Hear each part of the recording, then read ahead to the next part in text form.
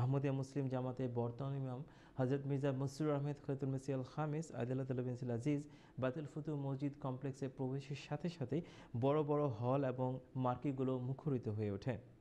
এবারের ঈদে 10,000 মুসল্লির জামায়াত হওয়ার দরুন বাতিল ফুতুর কোনায় কোনায় আল্লাহর প্রশংসা প্রতিধ্বনিত হয়। এরপর দূর দূরান্ত হতে আগত আহমদি ভাই বোন হুজুর আনোয়ার আদিল্লাহ বিন আজিজের পিছনে নামাজ আদায় করেন। নামাজের পরপরই হুজুর ঈদের খুতবা প্রদান করেন।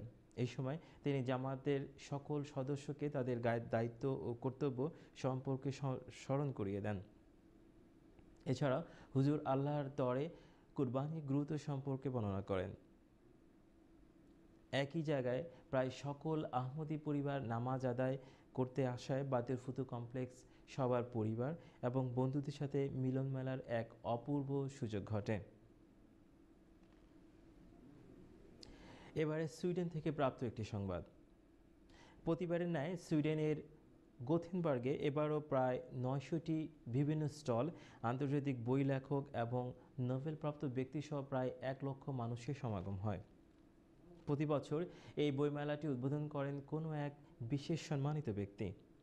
এবছর নোবেল লরেট হারাটা মুলার এই বইমেলার উদ্বোধন করেন এবং পাশাপাশি একটি বক্তৃতা প্রদান করেন। গত কয়েক বছর ধরেই জামাতে আহমদিয়া সুইডেনের বই মেলার অংশগ্রহণ করে আসছে। এই বইমেলা অংশগ্রহণের প্রায় 1 বছর পূর্ব হতেই নিবন্ধন করতে হয়। বিপুল সংখ্যক মানুষের আগমনকে কেন্দ্র করে এই কর্মসূচিটি অত্যন্ত আগ্রহের সাথে পালন করা হয়। উক্ত বইমেলার বুক স্ট্যান্ডে প্রদর্শিত হযরত মুসলিম মাউদ আলাইহিস সালামের ছবিটি সবার মন কাড়ে। এছাড়াও জামাতে আহমদিয়া সুইডেনের অত্যন্ত দক্ষতার সাথে বিভিন্ন পোস্টার তৈরি করে যেন তা আগ্রহী দর্শনার্থীদের দৃষ্টি আকর্ষণ করতে পারে। বিভিন্ন ভাষায় অনুদিত কোরআন সহ জামাতের কিছু গুরুত্বপূর্ণ বই এই মেলায় প্রদর্শিত হয়। উল্লেখ্য, হুজুর আনোয়ার আদিল্লাহ বিন আজিজের নির্দেশে নির্মিত ছোট ছোট জামাতি পুস্তিকা আগ্রহীদের মাঝে বিনামূল্যে বিতরণ করা হয়। এরই সাথে শেষ হচ্ছে আমাদের বিশ্ব জামাতি সংবাদ।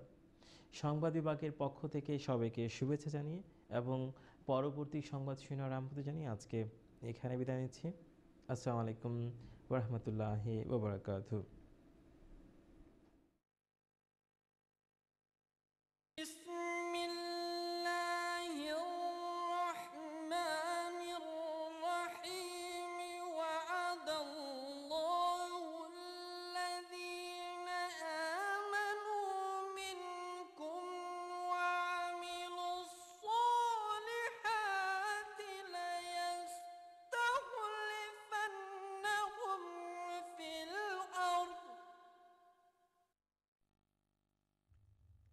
Next on today's schedule, Intikhab Sukhan.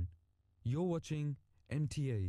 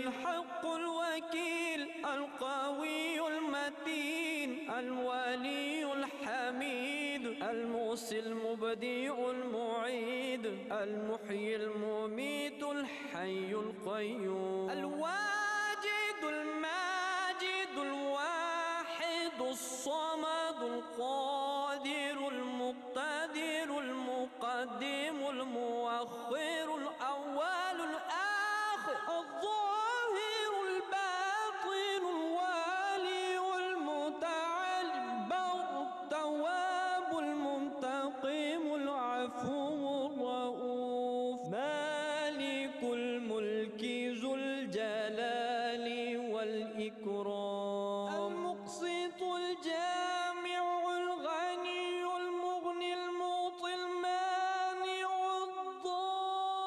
الضار النافع النور الهادي البديع الباقي الوارث الرشيد الصبور الغني المغني المعطي المانع الضار مالك الملك ذو الجلال والإكرام.